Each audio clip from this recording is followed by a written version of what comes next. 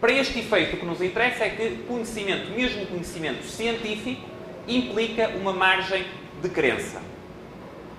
O que podemos chamar fé na razão, ou, em termos mais clássicos, fé filosófica. Fé de que podemos saber algo.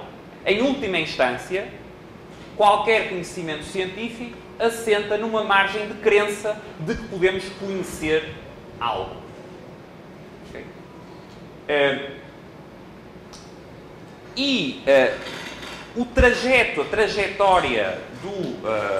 A trajetória do conhecimento científico, então, nesta concepção de que é necessariamente imperfeito, pode ser visto como uma sucessão de teorias, uma sucessão dos tais recursos a universais, por via de leis gerais, uma sucessão de teorias que são todas elas imperfeitas.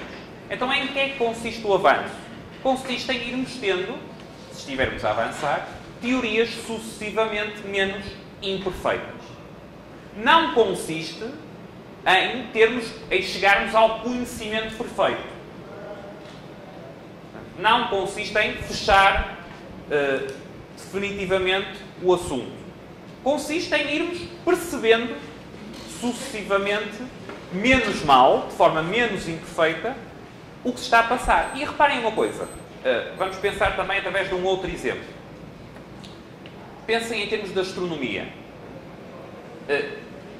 Quando passamos das teorias que tem a Terra, que tem o Sol a girar à volta da Terra, para teorias que colocam, que percepcionam que é a Terra que está girando à volta do Sol, e depois daí para teorias mais gerais que consideram o sistema solar como parte de um sistema maior e a galáxia como parte de um sistema maior e assim sucessivamente, o que é que estamos a fazer? Estamos sucessivamente a ter graus superiores de generalização.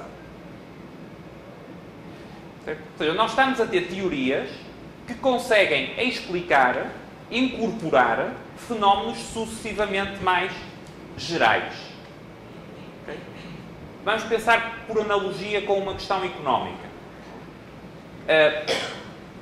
Eu posso chegar a uma prisão, ver que o tabaco, os cigarros são utilizados como meio de troca e ter uma teoria sobre, ter uma lei geral sobre a função dos cigarros, do tabaco nas prisões. Eu posso chegar a uma sociedade, imaginem, tribal, ver que conchas são utilizadas como meio de troca, ter uma teoria sobre o papel das conchas naquela sociedade e a utilização que é feita das conchas. Perceber isso. Agora, o que é que seria um nível mais geral? É eu perceber que as conchas na tal sociedade tribal e os cigarros na prisão, de facto, correspondem a algo mais geral para que nós utilizarmos o conceito de moeda. Okay? Reparem que nós, aí, porque é que podemos dizer que sabemos mais? Nós não sabemos mais por passarmos a adivinhar o preço das coisas em conchas, na sociedade tribal, ou por passar a adivinhar o preço de qualquer coisa na prisão em cigarros. Nós sabemos mais porque temos um conhecimento mais geral que permite enquadrar mais situações. Certo? Percebemos melhor a função das coisas que estão a ser utilizadas. Até aqui, alguma questão que não tenha ficado clara? Alguma frase que tenha permanecido demasiado obscura? É que, em última instância, sem querer divergir muito para aplicações mais em áreas diferentes, mas em última instância, mesmo o conhecimento sensorial, eu ao tocar aqui tenho uma determinada percepção, não é?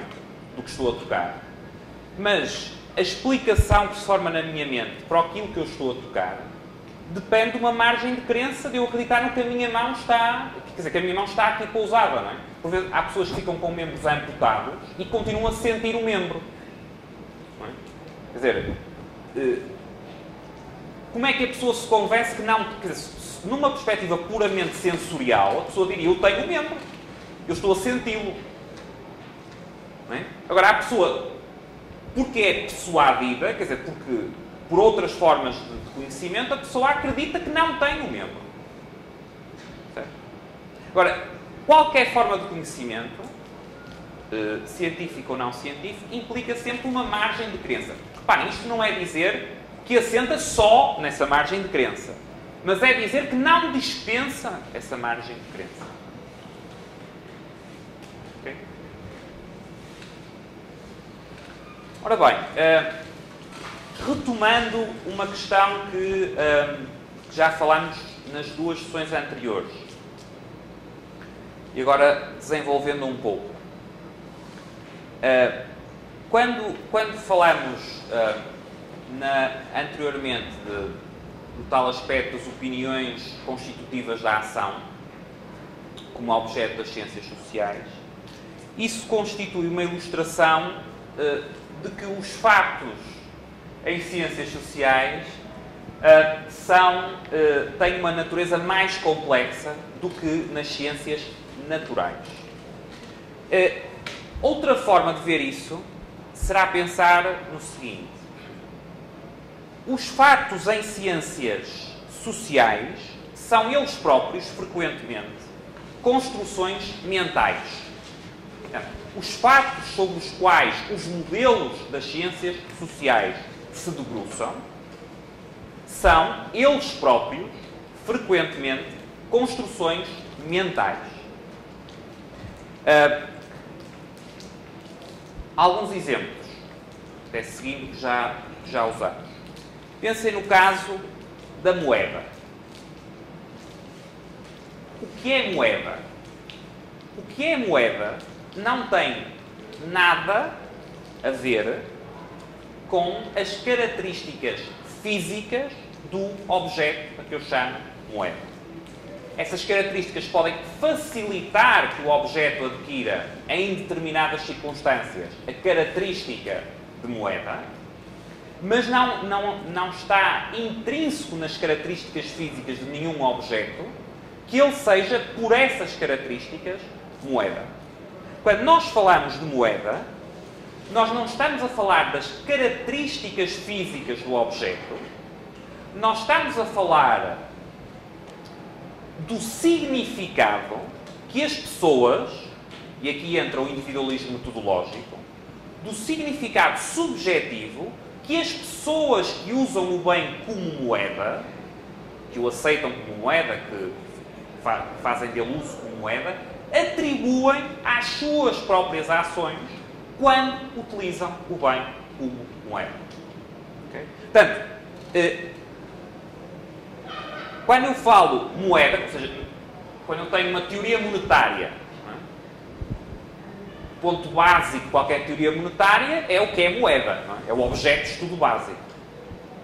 Não tenho teoria monetária sem primeiro definir o que é moeda. Mas a moeda em si mesma não é um fato dado. É um fato que é construído. Okay? Outros exemplos. Que é uma arma.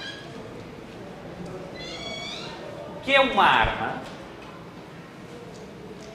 depende não das características físicas do objeto, ainda que, tal como na moeda, as características físicas do objeto possam facilitar que em determinadas circunstâncias de tempo e lugar algo seja uma arma, mas depende do significado que as pessoas atribuem à utilização dos objetos. O que é comida? A mesma coisa.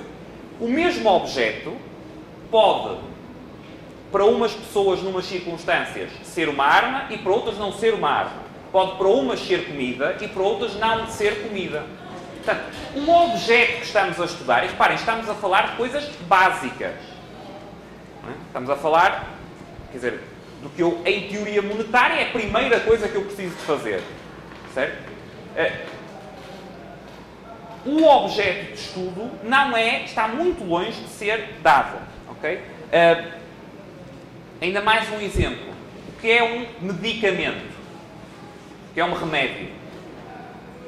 Mais uma vez, as características físicas do objeto, as propriedades físicas do objeto, podem facilitar ou dificultar que ele, em determinadas circunstâncias, seja utilizado pelas pessoas como remédio, como medicamento, mas por si só não o definem como medicamento. Aliás, se quiserem pensar até que ponto isto é assim, basta pensarem que há substâncias que em determinadas alturas ou culturas ou períodos históricos são usadas como remédios e que noutras são usadas como venenos.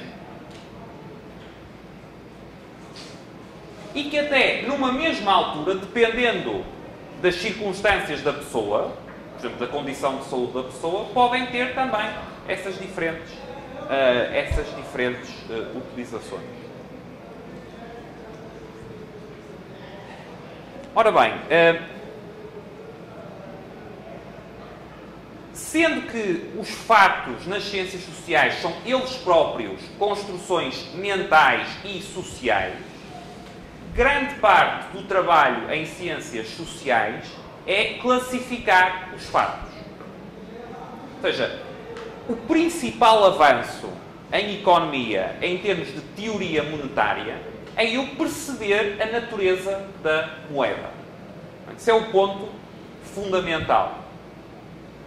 Ora, perceber a natureza da moeda é, em larga medida, classificar o que é moeda em diferentes circunstâncias. Certo? Quais são os aspectos gerais, lá voltarmos ao tal recurso aos universais, que fazem com que algo, com que as conchas num caso, com que o ouro noutro caso, com que os cigarros noutro caso, com que os reais noutro caso, sejam tratados como moeda. Okay? Não o aspecto do evento singular, do caso particular, mas as características gerais que levam a que seja tratado como moeda. Diga. Qualquer coisa pode ser moeda a partir do momento que as pessoas aceitam que aquilo representa para elas o valor como moeda. Eu não diria necessariamente que qualquer coisa pode ser, porque, como disse, pode haver objetos cujas propriedades dificultem que essa aceitação pudesse ser sustentável. Mas o que eu diria é, próximo disso, é que o facto decisivo para ser moeda ou não ser moeda está na utilização que as pessoas fazem. No significado que atribuem. E reparem, não é, nem é tanto o significado que atribuem ao que é o ouro, ao que é as conchas, ao que é o cigarro. É o significado que atribuem em determinadas circunstâncias específicas de tempo e lugar às suas próprias ações quando fazem uso de conchas, cigarros e ouro.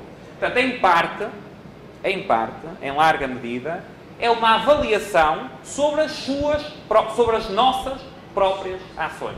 Não o objeto, a ação que se Exatamente. É uma avaliação subjetiva sobre as próprias ações e as ações dos outros, as ações humanas, mas como é que eu avalio as ações dos outros? Por referência a mim mesmo. Não é? Sobre as ações humanas, ou que fazem uso de determinado objeto. Okay? Portanto, isso é definidor do próprio objeto. Ora bem, e o que é que, partindo daqui, então, que implicações é que isto tem em termos da construção de modelos? Aqui estou a usar modelos em sentido amplo, não só de modelos matemáticos, em sentido positivista do termo.